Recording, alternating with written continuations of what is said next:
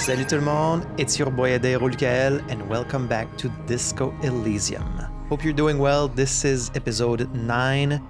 In the last episode, we finally got to meet with the entity, which turned out to be just this kind dice maker called Nihab, who lives in the commercial building. We then went to rummage in the trash container behind the Whirling in Rags and found our old ledger, our old case notes. So we learned a little bit more about Harry's past, his old cases that he worked. We also found this mysterious letter in like a hidden compartment, which seems to be from like his ex-wife or something like that. And he certainly didn't take it well. We went into like a fainting or cardiac arrest event. Thankfully, Kim was there to take care of us, as always. But yeah, we're getting these small glimpses into his past, so I'm really curious to learn more about who Harry is. Now, because of all this reading old case notes, it's gotten quite late, so I think today we're gonna go and have a talk with the smoker on the balcony, because that's on the schedule for tonight. So thank you for joining me today, guys, and without any further ado, let's jump right back in. Alright, so it's 6 o'clock. Our task with the smoker on the balcony is starting from 9, so in 3 hours. So we still have time to do a few things. One thing I did want to do is go back to talk to Gart about the trash container, see like what he knows. All these people are still here. What is that there? It's a bowl. It's called a bowl. A bowl. It's called a bowl. There's spit in it reeking of tobacco. Ugh. You see hawthorn bushes outside. Don't be going soft on me. This is what I studied law for. Some photos on the wall too. Photos of men in overalls toting guns and union placards. Sure. You know, they paint these guys as kind of, well, not bad guys, but they've been kind of hostile to us because we're part of the police. But personally, I mean, unless they kill the guy, I'm on their side. I think unions are great, so. Alright, Gart. A woman's hand wrote yesterday's menu. Today's starts in a man's handwriting.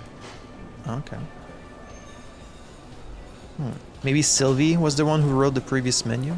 Hey, Gart. Can I help you?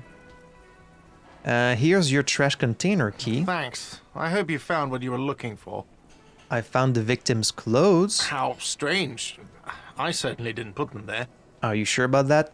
Maybe you don't remember putting them there. Maybe you were sleepwalking or in a fugue state. That's more my specialty. Could someone on your staff have put them there? Who else has keys to the trash container? The trash collection service? CS Municipal. I don't see why they would put anything in the trash, though. I'm gonna make a note of that. Ah, the elusive CS Municipal. I doubt we'll be able to track down who was sent here last and when. This will have to be one of those little threats that solves itself down the road. Okay, you sure, Kim? I mean, we could investigate some more, but... Thank you anyway. Could someone else on your staff have put them there? Sylvie had the keys before I got here, and I can vouch for her. I can vouch for all my staff. None of us would tamper with the crime scene. This really is quite weird. Like the fact that his clothes were in the trash, that's nothing weird. But the fact that the trash locker is locked, so like whoever put the clothes in there had to have the key, right? This is a really weird thing. I don't think it's him that put him there. I'm just gonna say it just because. I think fugue states are more your forte, officer. Hey, that's exactly what I said. We're on the same page. Thanks. Let's talk about Yes. something else. All right, goodbye. I guess I should pay for my room right Can now, I right? help you? Got the 20 real? Yeah, 20 real for the night. Good. You got the room for the night, but remember, you'll need another 20 real tomorrow. Yeah. All right, goodbye. So he doesn't know anything about it. Interesting. You know, I do want to know what she says if you say, "What are you gonna do to me?" I've got nothing to say to you. Why are you wasting your time? I don't know why you're suddenly so rude with me, but I don't like it. What are you going to do to me?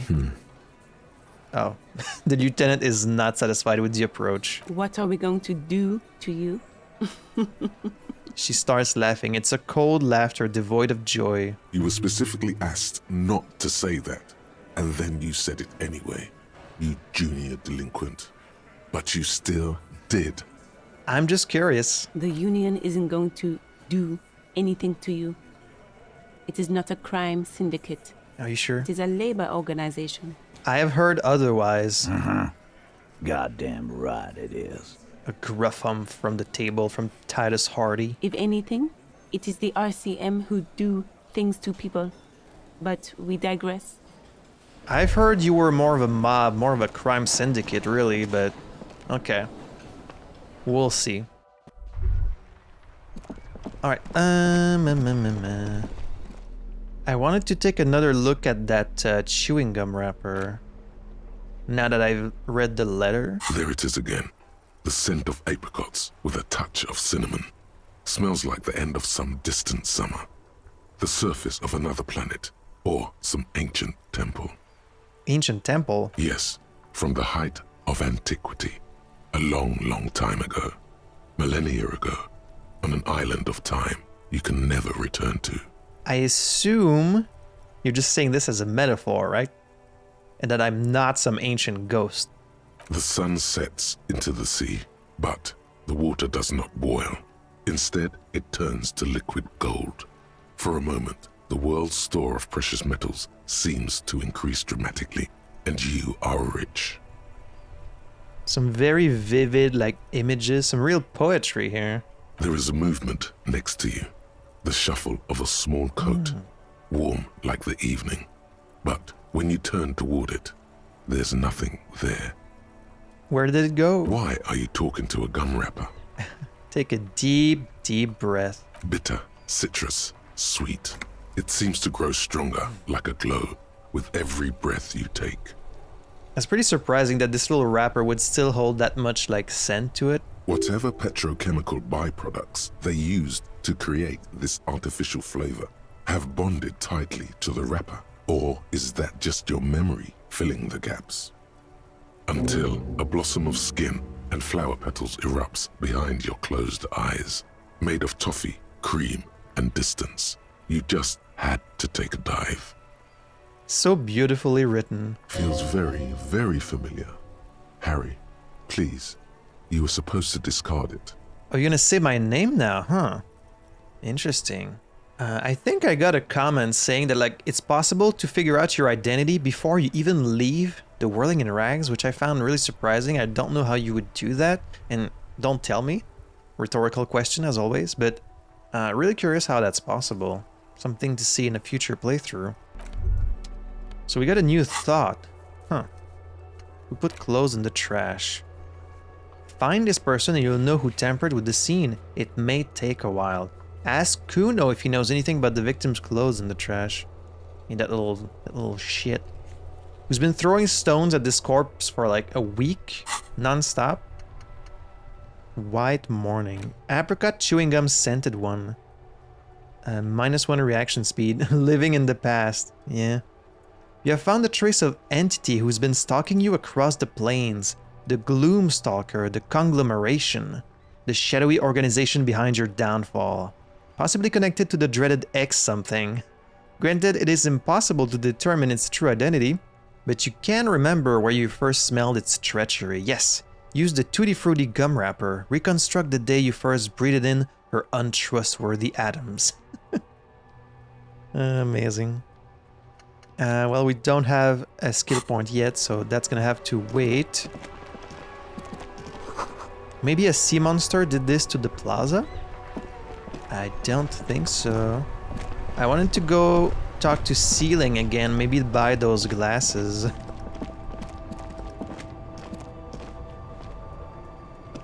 You keep coming back. That's good, officer. Keep browsing those clothes, keep saving that economy. Save the economy? That sounds off. Save the economy, what are you talking about? Haven't you heard, officer? We've got to be economically conscious. Recycle your cash, keep it in circulation. Don't buy new things. Buy eco. This doesn't make any sense. Why exactly does the economy need saving? Thanks for the advice. I'll try to be more economically conscious. Don't buy new things? Well, not buying new things doesn't keep the money in circulation. That doesn't make any sense. Look around, officer. You see all these premium goods just sitting there, not getting bought? We've got to keep the flow of goods moving. Is this really the economy we want to leave to our children? You're right, we've got to save modern economy. But I don't have children, I think. It's just nature. Powerful economies expand, weak economies go extinct. This economy is really just a distraction from the cultural issues, you know, immigrants. And I love how the part of me that's always complaining about immigrants is always trying to find a way to plug it in the conversation, but then sometimes kind of lazily just being like, you know, immigrants. Look, man, I just want to buy some clothes. Yeah. That's good, officer. That's exactly what the economy wants you to do. There's still so many things I want to buy, like I don't have that much money. The Windbreaker, +1 composure, -1 shivers. I don't really want that. What about those glasses? The speakers below are banged up and worth. Right, the speakers, the sneakers, whatever they are. The shine on these sunglasses lasts a lifetime, officer. 100% guaranteed. Okay, we've got a better chance at the conceptualization now. Let's try again. No luck. Shit. All you find is this lime-colored cellophane visor. Oh, that visor is perfect for you, officer. You don't like it? Shades of self-destruction. +1 electrochemistry, -1 logic. Sure, I'll buy those shitty glasses. Oh, and then there's this one. Oh my god. Amphibian sports visor? +1 perception. Huh.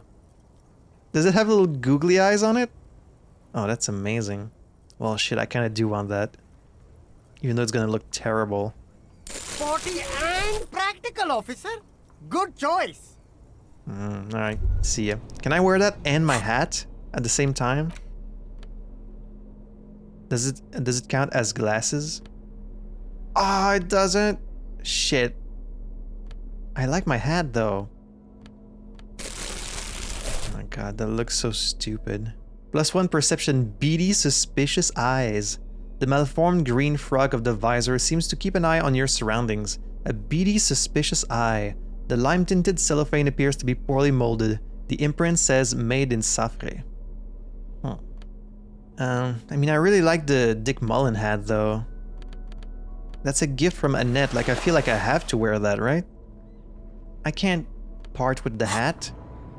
Gotta keep the hat. Alright, what other things could we do? We can try the backyard wall again. Let's do that. Let's go check out that wall. Actually, I'll do that on the way to the smoker on the balcony. What else we got? Ceiling. There's a rhetoric with ceiling. We can try that.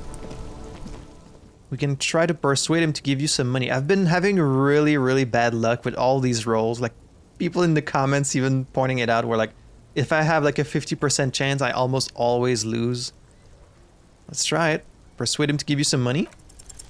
No need to dress this one up. Just tell him what you want. Oh, okay. But why, officer? Because I want you to bribe me. I'm a police officer, remember? That's what you're supposed to do around here. But officer, bribe you to do what? The street vendor's expression is dead serious. I don't think you really understand how bribes work, detective. He looks at you, then the vendor. Sorry, detective. The man grins as if the entire incident is already forgotten. Alright, well, I have such bad luck with these damn rolls.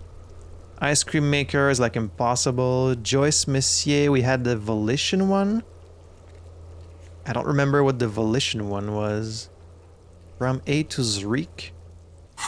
Oh, right, it's with things that I have, right? This one. A cockatoo is a... This book talks about the delicate nature. Where to even begin? All cockatoos are known for their needy nature. Pet owners, or it is not recommended to get... You're right. This is... Wait, so what do I do with this book? A cockatoo is a parrot with an... This book talks about the... It says I have like another role I can do? Interfacing medium. I don't know what that means. Alright, it's now 7. I've got this shot put ball. Let's see if we can give it to them, maybe. Officer, the mere sight of police. Nothing new here. I like playing in the dark. Sharpens your nocturnal instincts. Oh. Feels like being on recon again. Is there anything you can tell me about this rifle? The antique firearm. It's a Bell McGrave. 4.46 caliber. Breech loading. Revachol made. Good weapon. Accurate and reliable. Okay. This one's inoperable. The Oh. bolt spring is missing and the mechanism is jammed shut. Still a beauty. Where did you find her? In the basement there, point at the bookshop. Sorry, I can't divulge that information. What do you mean find? This is my rifle. I always have it with me. Let's just be honest. Found it in the basement. I'm not surprised. There are probably lots of forgotten wartime weapons lying around here.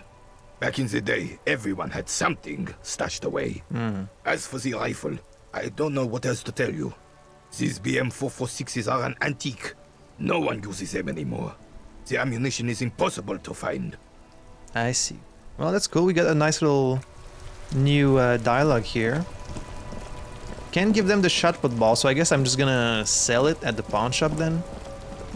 Like, if it had to have any use, it would have probably been with these guys since they're playing pétanque, but I guess let's just sell it. Hello, hello. Let me know if I can help you with anything. Ooh, do you have any recordings of the Col de Mamadakwa? The Col de Mamadakwa?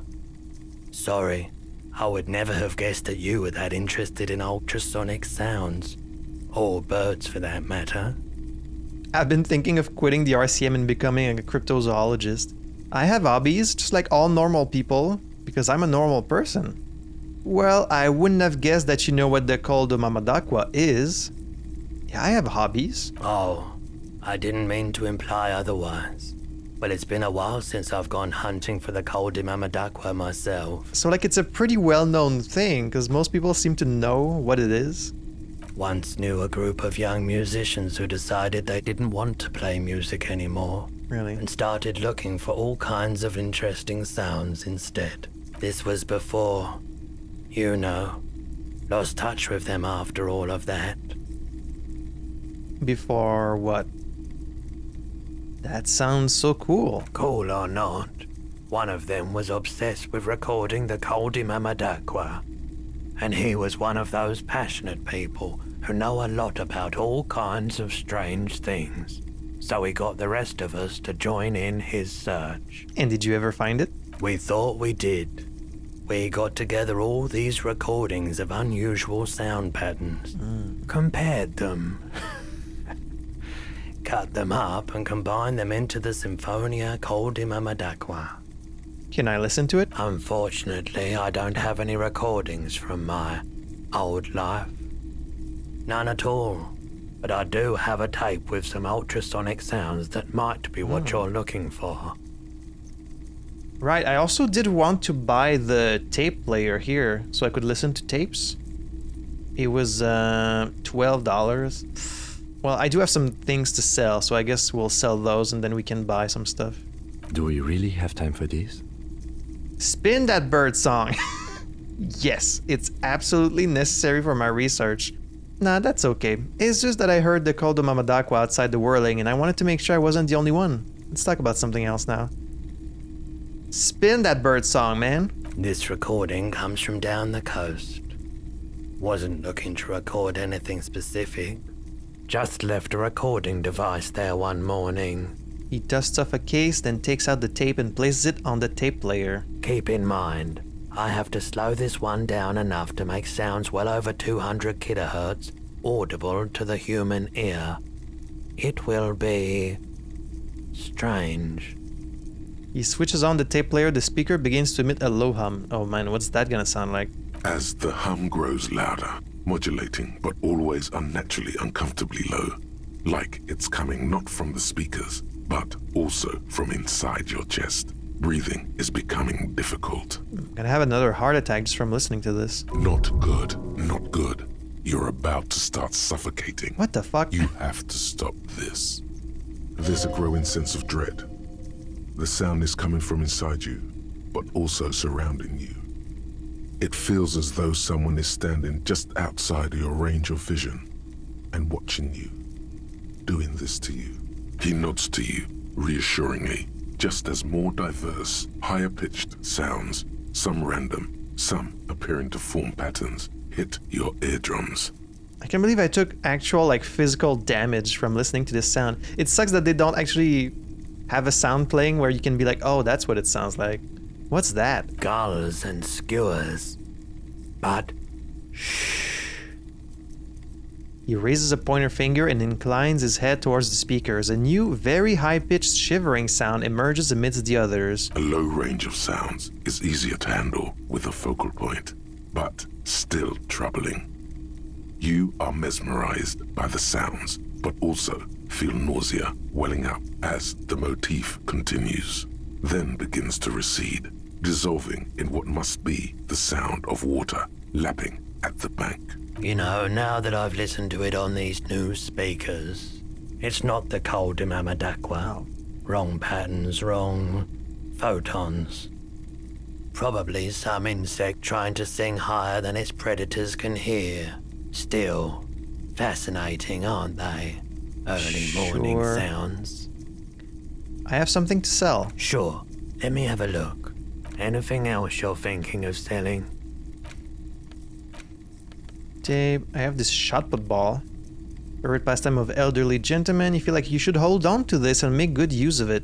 To sell such a beautiful old school sports equipment would be a sin. Okay, so is that the game trying to tell me that I shouldn't sell it? This is worth $50. I guess like if I really have to, I could sell it. Like in an emergency. I could sell this gun. Yeah, there you go. This one, it says not to sell it, but I wonder why. I guess I won't sell it for now, but I don't think I'm gonna find a use for it. If there was gonna be a use for it, it would have been those two guys outside, so... And this I also need in order to get in touch with the person on the radio. Okay. Another time, perhaps. Where is that tape player? That's The thing in boomboxes there? wait on the shelves. Yeah, I want that. And your boombox, that gold and amber Harmon Waushi, stares at you longingly with its tape reel eyes. Your boombox already knows it's mine. I want to buy that boombox. And here you are. Quality sound reproduction on the go. It'll play anything, wherever. Turn any tape into a conversation of sounds and shapes. Alright. So that's an actual tool that you can equip and play things with. Oh. Oh my god. It really doesn't look like a tape player. I guess I can't use it right now. I would need to have something in it, right? Equip this to play tapes. This is the reel-to-reel boombox of everyone's youth. A little banged up, a little chipped, and honestly, not that loud either. Looks cool though. Excels at being carried on the shoulder, allowing you to play audio tape items and blast music into the face of unsuspecting strangers. Okay, but I don't have music right now, right?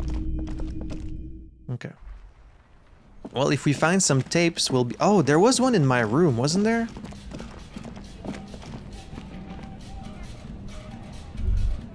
Wait, am I making that music?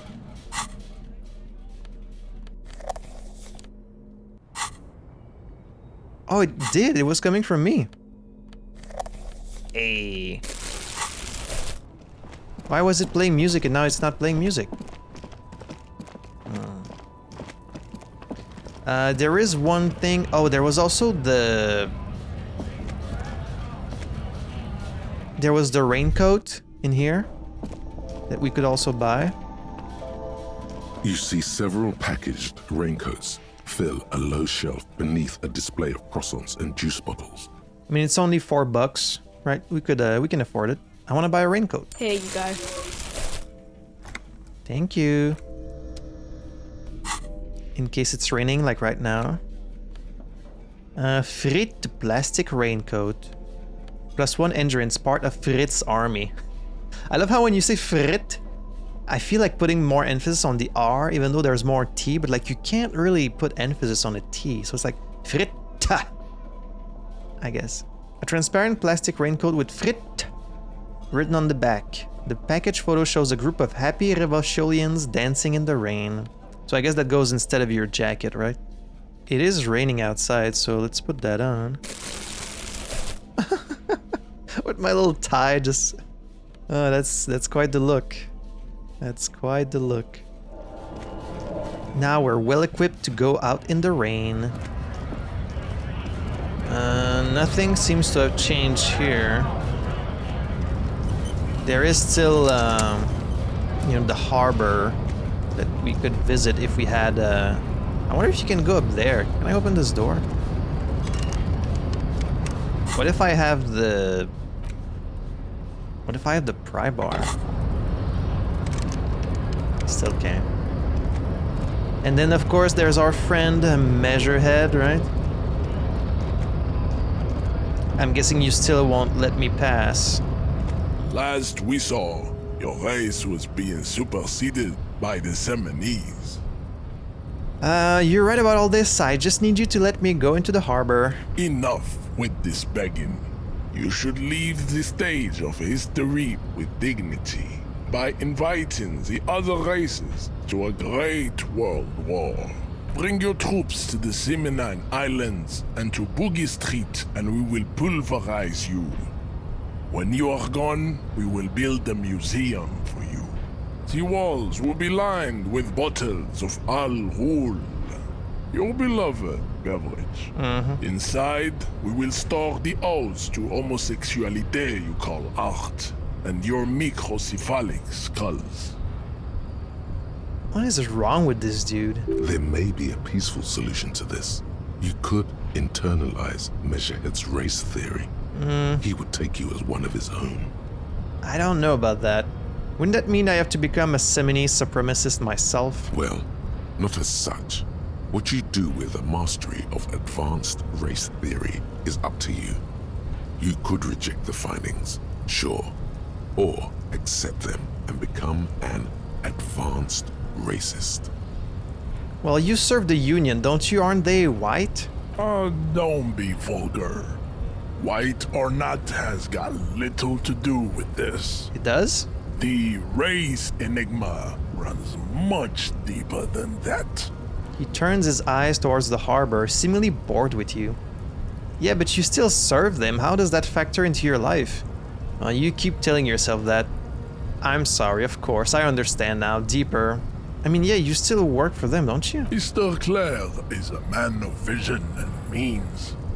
He has the will to confront polycultural capital. Something your race, naivistic communists, never did. Also, to serve is noble. It takes discipline. Your petulant individualism has only contributed to your race failure. It is lax and moronic. I mean, then why don't you serve me by stepping out of the way?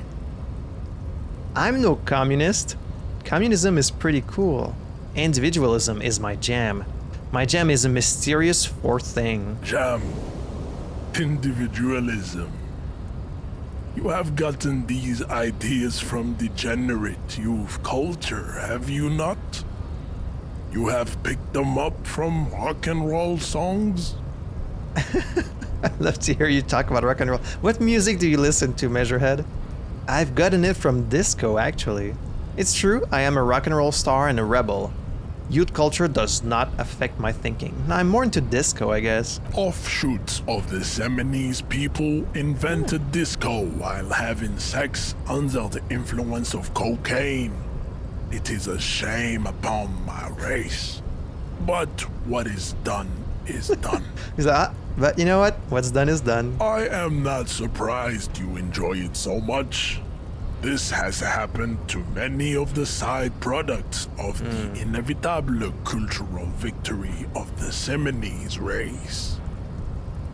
Okay, I'll ask. Who are the Semenese? I don't really know who the Semenese are. I've recently experienced head trauma. He's gonna be like, here's some more. Wonderful. I need to enter the harbor now. I mean, I can kind of guess who the Semenese are, but why don't you tell me a bit more? I can see that. The Semenese are the South Island race, haplogroup A4A, the rightful masters of the Insulindian archipelago. We descend from the Areopagites of ancient Pericarnassus and arrived here 4,000 years ago. Okay, taking some notes. We are the future. That is all you need to know. So you were born and raised on the islands before you moved to Revachol? I am a descendant. The narrow streets of Ulumbuir are with me in my genetic dreams. I see young Semenese women walk into the grey mass on Ile de Fantôme, waiting on immaculate conception from the pale. Immaculate conception from the pale? That's a whole can of worms. So you did come from the islands. So you did not come from the islands. No. I have heard about it on the radio. Oh, okay. He would be appreciative if you did not further chase this line of inquiry in front of the women. Oh, okay. That's so tempting. I feel like he's gonna punch me if I... maybe if we undermine his coolness. That's probably not gonna turn out well for me, but... So you're not really Semenese, you're just from Revachol. I'm from Couronne. And no, it is not just in Revachol. The city is central to the Semenese strategy. Spreading through its trade networks, our culture will dominate the world. So he really is like a race supremacist. Like, why are you even here with the Union? Like, what's your deal? You have heard enough about our phylogenetic secrets for today. You have extinction to come to terms with, and never getting into the harbor. Don't you have to sleep sometime or like go eat? Like, have you just been standing here this whole time? Kim, what do you think about this? I think this racist is better than the last. But the next racist will be the really good one. Can't wait for that. That will be the... That will be our lucky racist. How do you know there will be a well, I mean, I like the previous racist better, actually. I can't wait for our lucky racist. He will grant us 3 wishes. Oh, nice. Your pedomorphic friend has quick wits. A protruding occiput and an indented zygomatic bone. What the fuck did you call him? Pedomorphic? Relating to or involving or exhibiting pedomorphosis, which is a phylogenetic change that involves retention of juvenile characters by the adult. So you're saying he looks like a little child? What's wrong with you? A protruding occiput? The back part of the head or skull. Okay, you know what? I don't like how you're inspecting Kim. Please keep him out of your mouth. The lieutenant does not flinch. Kim's like, I don't care. You should keep him close. The congenital defect of farsightedness does not render him a complete invalid. He still has the use of his mind. Oh my god, I can show him the mug. The racist mug. Know anything about this mug? He does not so much as glance at the object. I'm just like provoking him at this point, right? Is it a Semenese on the mug? I don't remember. I know it's like an Asian person, but... Put this into the trash lately? Know anything about it? Stop showing me your pathetic cup. I have no interest in it. Why are you not with the Hardy Boys? I am not the first line of defense. I am the last. Oh. In addition, these so-called Hardy Boys are an effeminate clique of bodybuilders. Damn. Their company is spiritually degrading. He's like, yeah, I'm in the Union, but fuck the Hardy Boys. They're a bunch of pansies. But you're all part of the union. The hardy manlets are on the pay of the company. The manlets? I answer to the union alone. And I do this out of race heroism. Okay. Finance is an alien concept to the Semenese. Are you saying you're not getting paid for this? You're doing just out of the goodness of your heart, of your race supremacist heart? Now leave me be. I must luxuriate in the company of my woman. What are those tattoos of yours supposed to mean? Racists are generally not very good examples of their race. He gestures toward the lorryman down the street. I am not like them. I am craniometric perfection. I have taken the trouble to permanently draw a phrenologic grid on my skull and features. This should dispel any doubt. You're right, that's craniometric perfection. My race does not stand a chance. Correct. So I can subscribe to his advanced race theory. Or knock him out. 17%? Okay, that's never happening, but it's so tempting just because of what he said about Kim. Ah, man. That would not go well. But it's so tempting.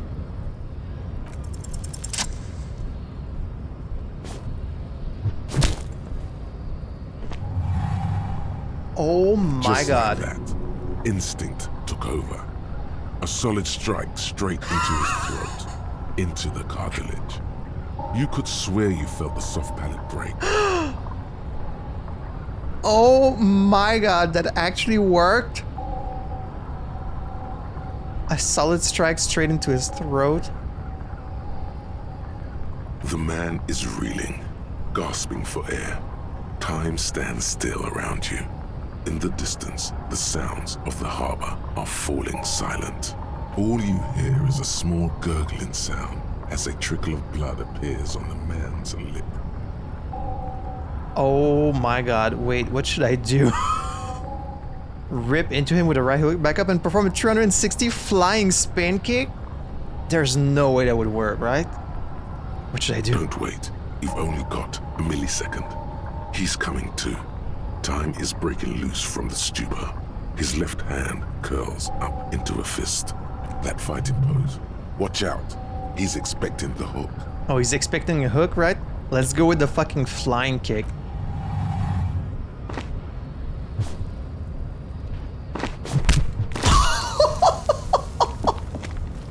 The man lands with a dull thump, like a broken down puppet of muscles and sinew. For a moment, he still tries to keep his head up, dazed eyes looking at you with unimaginable surprise. To your left is the button.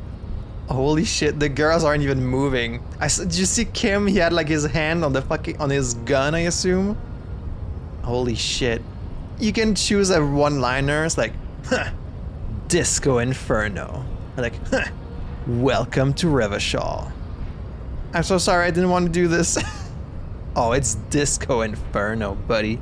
As you slam your fist on the button, the man collapses entirely, his head rolling to the side. This might have some bad consequences for me later on. Looks like you're the new Measurehead now. That's how it works, man. I'm the new Measurehead now. Her voice is surprisingly calm. Yeah, she's not panicked about this at all. No one is the new Measurehead.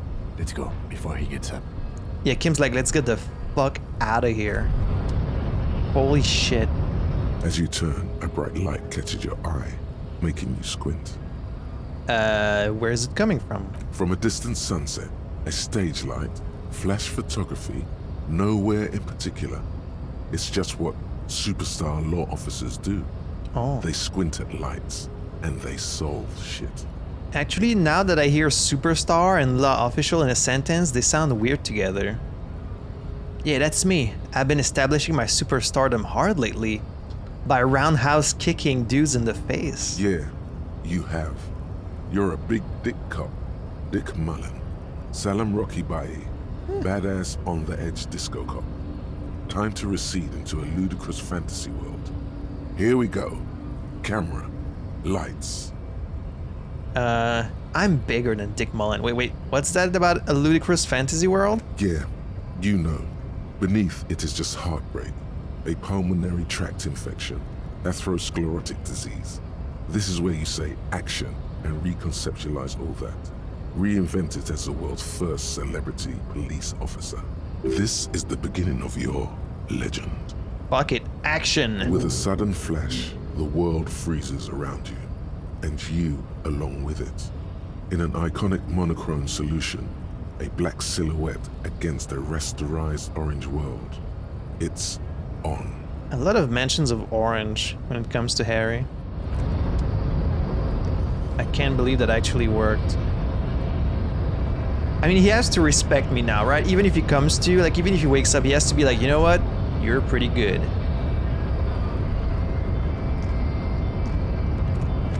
The man is still knocked out.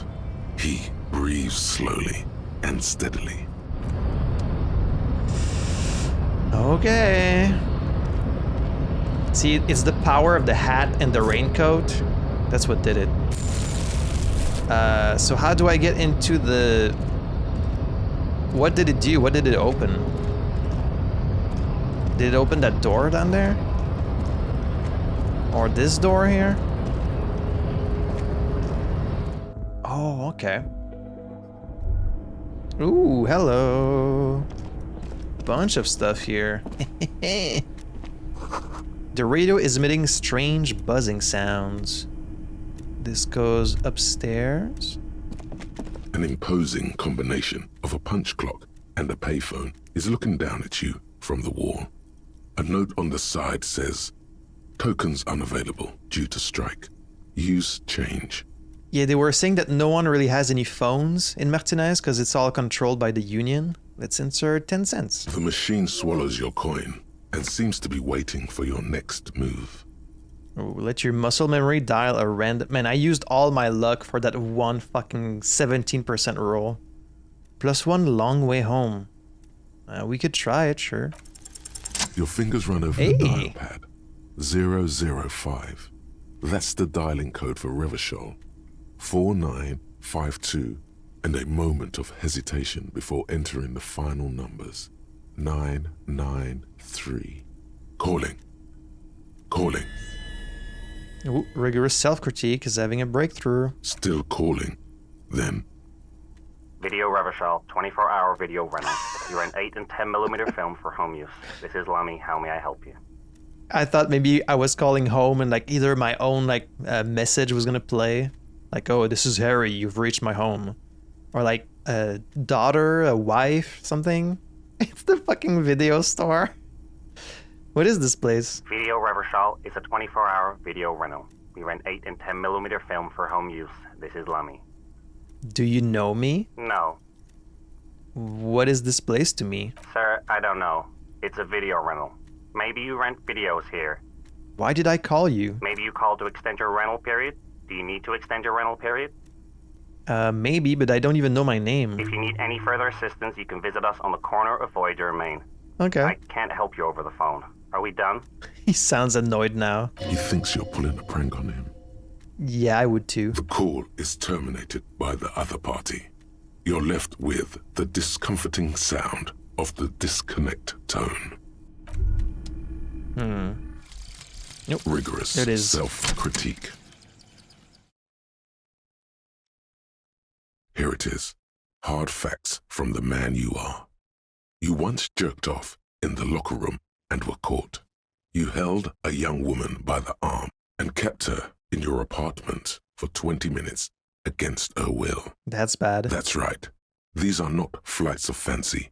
These are real deeds, Harry, emerging from the darkness of your past. You tried shooting a fleeing suspect in the foot, but hit him in the pelvis, crippling him for life. And, above all, you let life defeat you.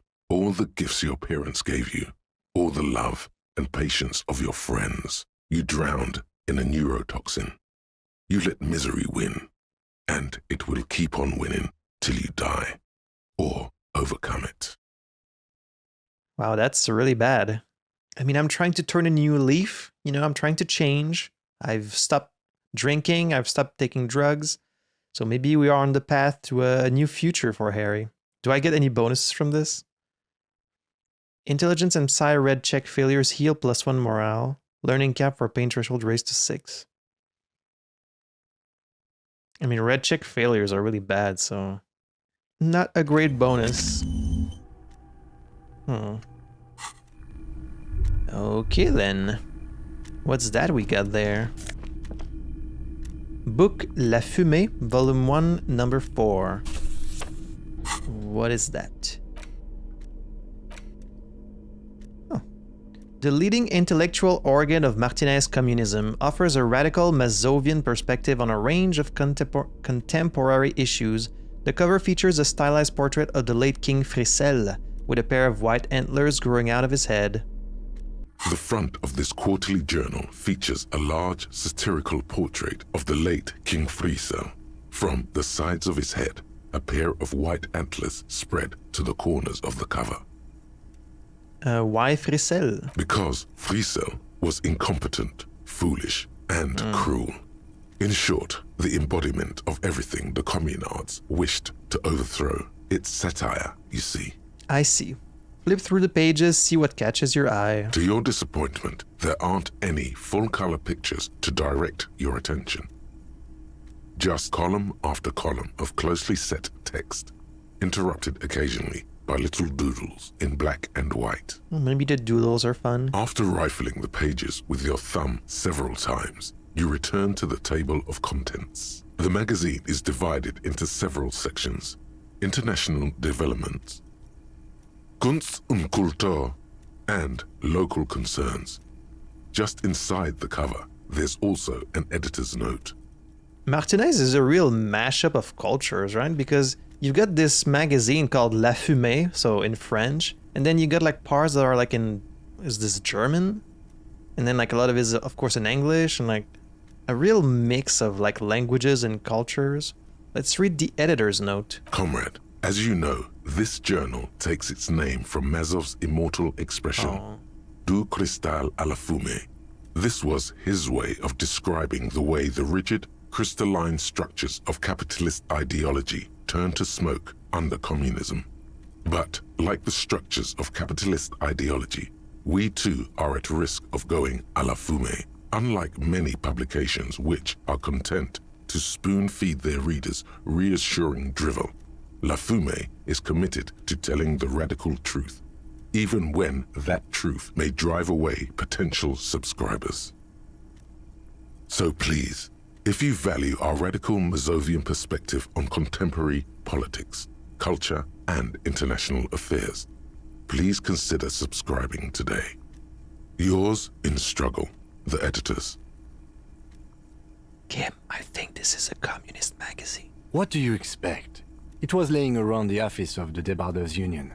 They're probably bankrolling the thing. You flip back to the front of the magazine. The table of contents unfolds before you. I want to catch up on international developments. This section includes a long, tedious critique of the latest round of free trade negotiations between the EPIS nations and the Free State of Semenene. You also skip over an article about heavy fuel oil smuggling along the Messina border, something about bear wrestling in Samara, book riots in Yugograd. Face it, you really aren't interested in foreign affairs. You're not even sure where most of these countries are. That's true. You flip back to the front of the magazine. The table of contents unfolds before you. What is Kunst und Kultur? It takes a moment, but gradually it dawns on you that Kunst und Kultur must mean arts and culture. I guess so. As you leaf through this section, you come across several reviews of recent radio plays, as well as a brief artist spotlight featuring a local artist identified only as CS. CS, huh? Like CS Municipal, the trash collection service? The main feature, though, is a long essay titled Tip Top Tournée, a critical Mazovian perspective. Let's read the profile of CS. This so-called artist spotlight is really just a brief Q&A. made all the briefer by the subject's evident hostility to her interviewer. That certainly sounds like a certain delinquent youth who likes to harass you from her balcony. Oh, Cindy the Skull, of course. CS. Right. What is this tip-top tournée? The actual article is surprisingly light on details, but after skimming a page or two, you gather that it has something to do with motor carriage racing. If you don't follow it, you only ever hear about the ludicrous sponsorships and obscene death toll. Alright, let's see what these communists have to say about tip-top. You think you're settling in for a relaxing recap of the most recent season, maybe sprinkled with some nice anecdotes about a few of the more colorful drivers. Instead, you find yourself skimming a 10,000-word feature about all the politically problematic aspects of Tip-Top Tournée. What's wrong with Tip-Top? Where to even start? For one, there's the crass commercialism of its sponsorships. And then there's the practically criminal emphasis on deadly motor crashes. So, all of it, basically. Hang on, who wrote this stuff? Oddly enough, this article has 2 bylines. Nasteb Encolada Bernal and Exilus Buka. There's no way those are real names. Why aren't they real names? Have you ever met anyone named Exilus? Come on, they're plainly pseudonyms. I mean, I haven't met everyone in this world. What's so bad about sponsorships? Under capitalism, the article says, every pursuit has its price. Every pleasure, even one as elemental as the joy of racing others around a track, is reduced to an advertising opportunity. Thus, the so-called tournée becomes a competition between increasingly meaningless brand signifiers. Your discount laundry detergent racing against a pack of Astra cigarettes, or even a fritter. Right, but then you get to see them crash. And that precisely is what's problematic about it. Were it not for the promise of random, spectacular violence, audiences would quickly lose interest. At the end of the day, it's the destruction of these 750,000 real races that you're really watching for. No, I'm pretty sure I like it for the racing. I mean, I find racing f***ing boring as shit, so yeah, you're right. I'm just in it for the violence. You see, one cannot avoid the conclusion that Tip-Top Tournée is simply the apotheosis of spectacular entertainment under capitalism. Kim, did you know Tip-Top Tournée is actually an orgiastic ritual of capitalistic destruction? I had no idea. Kim, this article says that no one really watches Tip-Top Tournée for the races. Yeah, let's try and sound smart. I can safely say the thought had never crossed my mind, Detective. The lieutenant furrows his brow. I wonder what else is really just a metaphor for life under capitalism. I'm sure most things are, if the young men who wrote this article are to be believed. If I had to wager, I'd say they've never even seen the inside of a motor, much less a motor race. I'd take whatever they write with a large grain of salt. Sorry, I forgot cars are a sore point with you, Kim. You little car lover. You flip back to the front of the magazine. The table of contents unfolds before you. Let's see what they mean by local concerns. Oh, it's getting late too. Unsurprisingly, much of this section is taken up with articles declaring unqualified support for the dock workers' strike. You skim the headlines. Paint the harbour red and white. Martinez tames the wild pines. A city in revolt. First we take Martinez, then we take La Delta. Very ambitious. Finally, there's a brief article by the writer, G. Martin, accusing the owner of the Capeside apartments of illegally attempting to evict certain communist tenants simply for not having paid their rent. It's Gaston Martin. Attempting to evict certain communist tenants for not having paid their rent? Are you saying that Gaston was that communist apartment that we went into and stole this fucking jacket from? Damn communists, should have killed a lot of them when they had the chance. If it weren't for the Wild Pines, all those moochers would be out of a job. Charging rent just to live somewhere is pretty outrageous. Wouldn't it be better for everyone if labor and capital could reach some reasonable accommodation? Why should I care? This doesn't have anything to do with me. I mean, this sounds very vague and idealistic, but sure. According to these editorials, there can be no accommodation with the forces of international capital or their mucilaginous allies in the coalition. I got an achievement called the world's most laughable centrist. Defend the political center 7 times. Why do communists love puerile insults? And they wonder why they're always being left out in the cold. You flip back to the front of the magazine. Alright, that's enough of that. It's now 8.5, and I got a new thought. Call the Mama Dakwa. There's that bird. It's not only your eardrums that register sound anymore. Your very skin has become an organ of hearing. Looking for a whisper, light and low. A god who's very, very silent. Nothing escapes you. A cockroach in the other room. A candy wrapper falling on dry grass. A drunk falling from a chair in a bar 20 meters away. In fact, you haven't heard the Col du Mama Dakwa, but you have discovered that you have amazing hearing. It must be the only part of you the alcohol hasn't drowned out. Keep listening. I guess that's pretty nice. We get, wow. Oh shit, +3 perception. Golden ear, but -1 encyclopedia. No room for anything else. Holy shit. +3 perception, wow. I mean, I'd still have 3 encyclopedia, so that's still pretty good. And now I have 5 perception. Damn. Pretty impressive. A giant ass print on the pillow and a pattern of coffee rings on the armrest. Someone is habitually chilling next to the radio. Someone left the coffee machine on.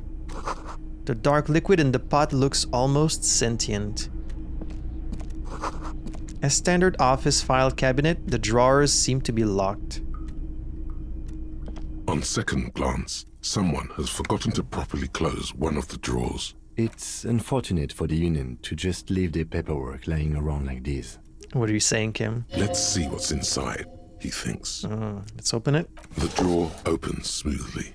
Inside is a well-organized selection of brown folders. Let's browse, baby. Hundreds of documents containing logistical data.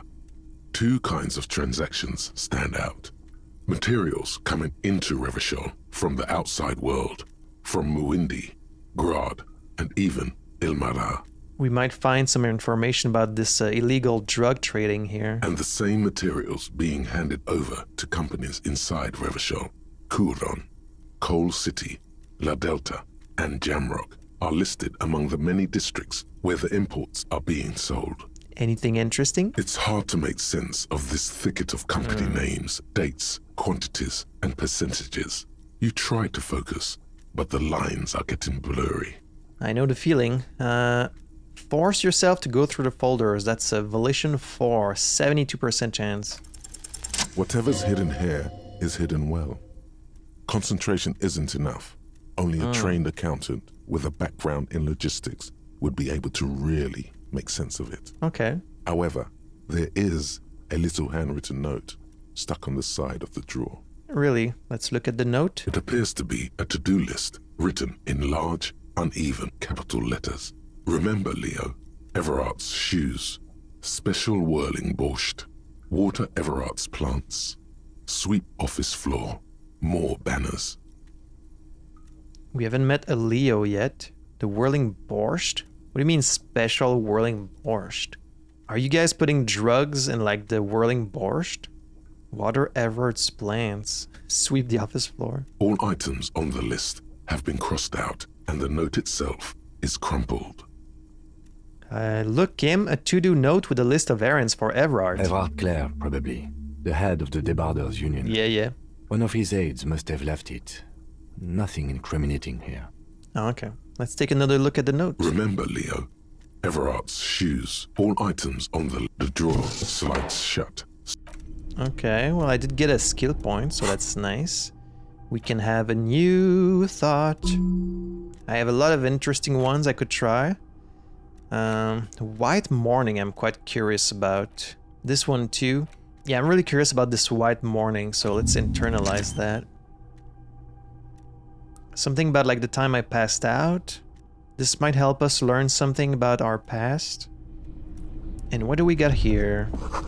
This is a Dewey typewriter. The model name is on the back. Okay. Why can I check this? The door is locked and cannot be opened from this side without a pass card. Oh, that's a problem. Are we locked in here? Guess you have no choice but to talk to the union leader. Oh, shit. Right, because Everett would be in here. He's gonna be like, how the hell did you get in here? We're gonna miss our appointment with the smoker on the balcony. Every worker, member of the board is written at the top of the flyers. And at the bottom, the union logo and demand democracy. Yeah, their demands are a little excessive. I don't think it's gonna work out for them. Ooh, another postcard. Le Jardin 21. This laminated postcard offers a glimpse across the river. A little more than a decade after the war, the eastern bank is already fully renovated. The hillsides are lush with gardens and residences. Someone sparked a small beige airship by the fountain. This postcard will sell for a pretty penny. Apparently only 30 cents, so really not that much. But okay. Then we get a bathroom.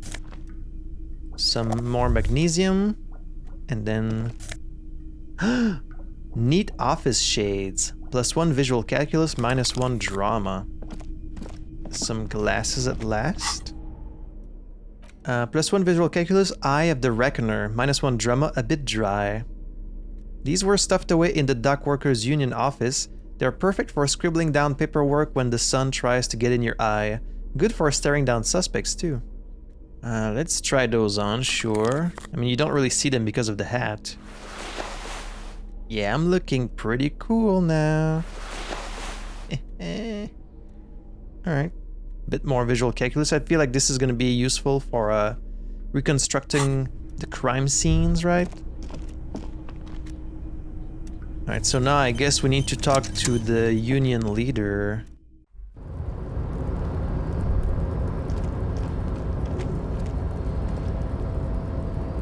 Got the jacket here.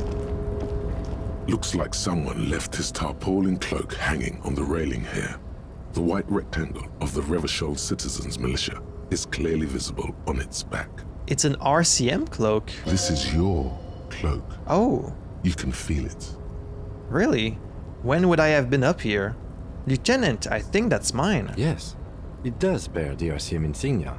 And we are the only detectives in Martinez. You think I should get it? The service cloak issued to you by your station? Yes, I do. Yes, you can hear the tiredness in his voice, like, yes, I do think that. Ah, right on. As your fingers touch the tarpaulin, it almost feels like the cloak wants to deliver a message of comfort through your fingertips. Really? I will shield you from the elements and give my life for yours. That's what the cloak is relaying. Wow, thank you. Let's see. Pretty cool. +1 esprit de corps, taking back the streets. +1 shivers, know thy neighborhood. A police cloak made from heavy tarpaulin. It would be nigh wind and waterproof if there weren't 3 bullet holes scattered on the surface. The signature white rectangle of the RCM covers the garment's back.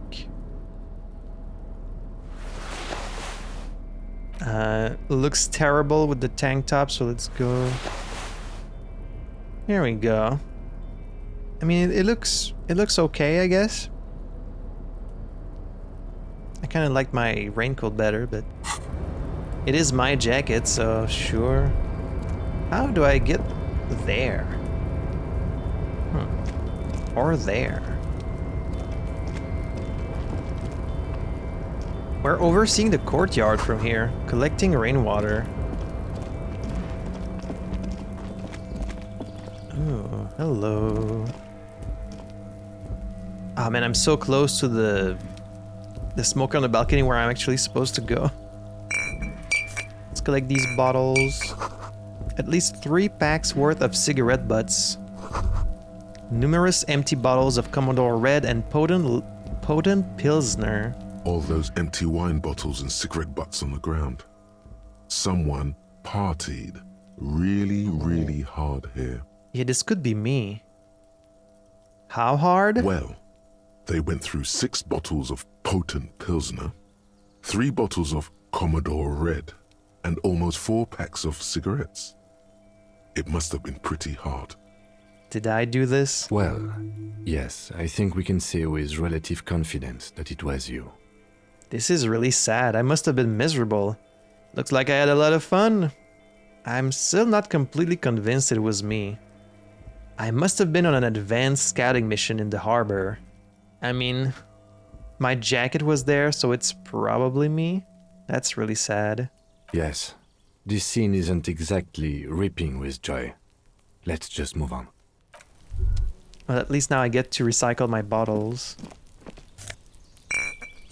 There's a lot of those too. And I really went on a fucking bender. Gee whiz. What's in here? This is the night watchman's booth. The name on the door reads, René Arnaud. Oh, that's the grumpy dude playing pétanque. You need to rest. Your body is aching. Getting in here has taken something out of you. Have a seat. So this is where René works. I'm gonna look around. Have a seat? Okay. The chair is not as austere as the rest of the booth. A thin grey pillow is attached to the seat, secured to the stiles by black ribbons. Search for a little something to help you out. Let's breathe deep. Stale air floods through your nostrils. Not a single mote of dust floats inside your lungs, though. The inside of the booth is immaculate. Guess that's nice. A little something. What do you mean? The drawers are empty, save for old timesheets and receipts. One small box, however, does hold some cheap painkillers. They are slightly out of date. Let's read the side effects. Oh boy, where to start? Elevated risk of dementia, mini strokes, Prophet's disease, sudden death, hair death, erectile malfunction, critical flatulence, watery blood, black mucus, uncontrollable weeping, increased sensitivity to la opera, inoperable joint disorder, total spinal collapse. Maybe this was a bad idea. And let's just take them. You take the painkillers. They are yours now. Damn, I have so many of them. Alright, let's get up. You stand and exit the booth. So this is where René works. I'm gonna look around. If you must. But please hurry. We are pretty easy to spot up here. Why do you say that? Nothing incriminating catches your eye. The cabinets are clean and their sparse contents meticulously organized. There's a framed photograph on the table. Take the picture. It's a black and white photo of a young couple out in a street fair. The man, René, is dressed in a Royal Carabinieri uniform. The girl is young and very pretty. She is smiling playfully at the camera. I mean, I wanted to look at it. I don't really want to steal it. René looks like he's about to smile. This photo must be tied to some good memories. Why did you take that picture of René? I'm gonna ask him about it. I'm a cop. It's instinctual to collect evidence. I'm making an artistic photo collage, Kim. I guess I'm gonna ask him. I mean, I didn't want to take it. I just wanted to look at it and then leave it there. I guess I'm gonna ask him about it. You're really interested in that old soldier. Not sure I understand your fascination, but sure.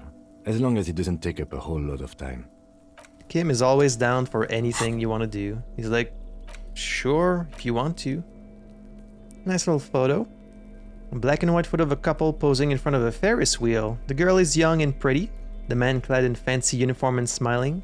On the back, a very steady hand has written the words Revachol Fair, summer of '91. I guess we'll ask him about it.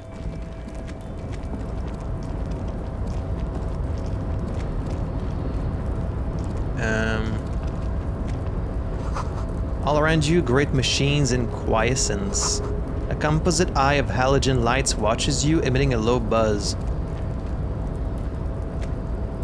Oh, so these are halogen lights, which means we could see like the code on our jacket and stuff. Measurehead makes all men quiver. Not this man right here. We got a button here. A rusting control panel with several knobs. 2 buttons marked Marche and Arrête are faded with use. It seems to control the large crane above. A container is attached to its hook block. Marche. On. Arrête. Off. Okay, you don't pronounce the T in arrêt, by the way. I'm not sure if I should be touching that just yet. Maybe we need to keep looking around first. What is that? Ooh, okay, some money. You see faded industrial lettering on the platform. Kvalsund. Kvalsund. Okay. Whatever that means. Not sure where we're going, really. Okay, I guess let's try operating the crane. See what it does. A rusting marsh. With a loud grind, the crane shifts overhead, moving a massive metal container through the air. Might provide... Oh, it's gonna provide us like a little bridge, maybe? I hope I'm not gonna cause like an accident. Because I don't really know what I'm doing. And with a surprisingly quiet thunk, the crane places the container down. The harbor sleeps as the strike rages in the distance. The crane can rest again, now that its purpose has been fulfilled. Its purpose? What do you mean? Moving this container, of course. For this purpose it was built. For this purpose it has acted. And now it will rest. Okay. I can't see how that was worth the wreckers, except for seeing the crane in action, which I admit was satisfying. Press arrêt? If I press arrêt, is it gonna like bring it back or just do nothing? The crane does not return to its original position. Okay. Let me heal this 1 bit of health that I'm missing just in case. Did I miss anything back there? How do you get like on top of this roof here? I wonder.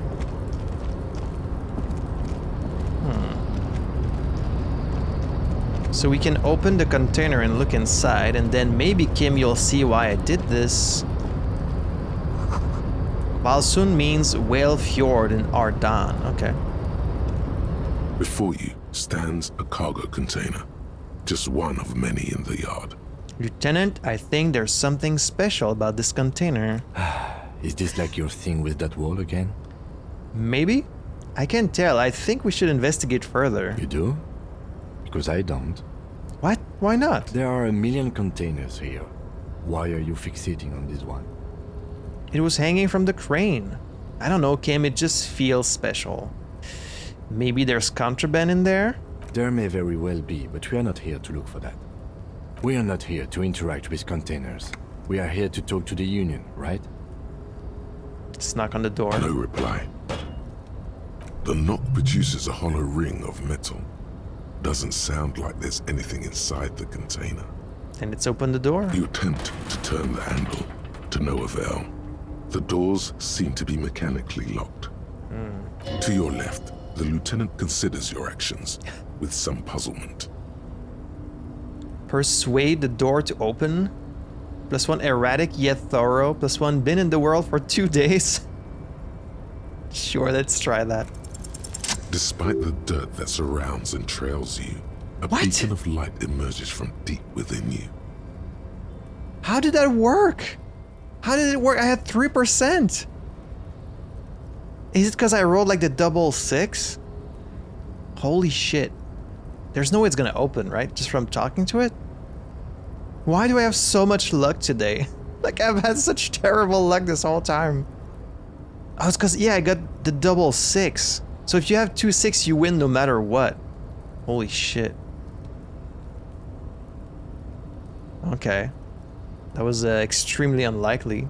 Hello, is there anybody in there? The door stands silent. Satisfied, detective? Oh man, what a waste of my luck on this thing that leads to nothing. Try again. If there's someone in there, I'd like to talk to you. Just like that, you hear a click, then a rattle. Some mechanism unlocks itself inside the door. Ahoy! What in the goddamn? Mega rich light bending guy? You can't be serious. I know, right? Wait, so... What in the goddamn is happening here? What is this? What the fuck?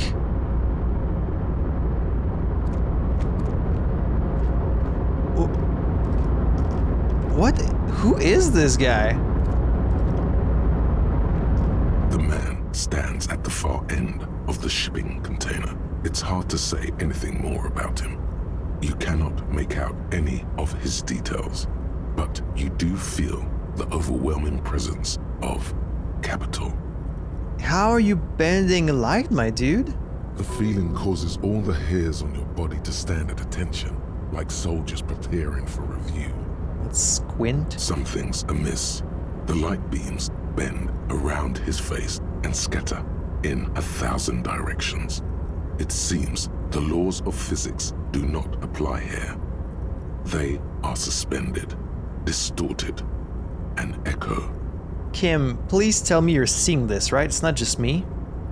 Is this guy like pale, irradiated or something? Is he like a personification of the pale?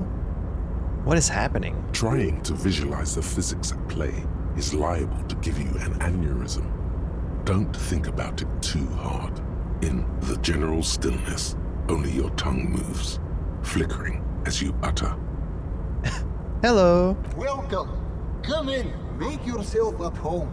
Sorry, I'm not better able to receive you. I wasn't expecting visitors today. You can't hear him exactly, yet you're able to understand every word he says. It is very strange.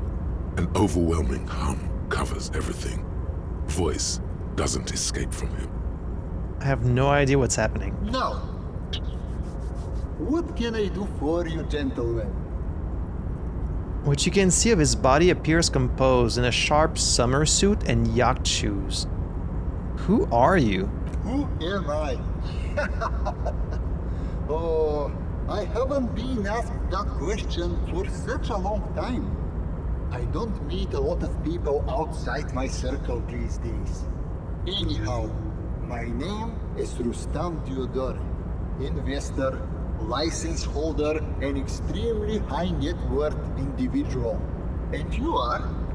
And why do you live in this fucking container? Mr. Diodor, I am Lieutenant Kim Kitsuragi of the RCM, and this is my partner. I'm an alcoholic. I'm a detective. I'm an alcoholic detective. No, I'm trying to change. I'm just a detective. Pleasure to meet you.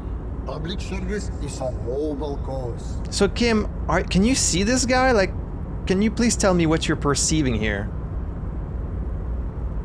Why can I not ask him about this shit happening here? How did you become so rich? Oh lord, not this again. What's the matter, Kim? Oh, nothing. It's just that we've got this murder to solve, and yet you go around asking everyone about money. And every time I ask, are you sure this is related to the case, you say, sure, Kim, I think it is. And yet, it never seems to get us any closer to solving the case.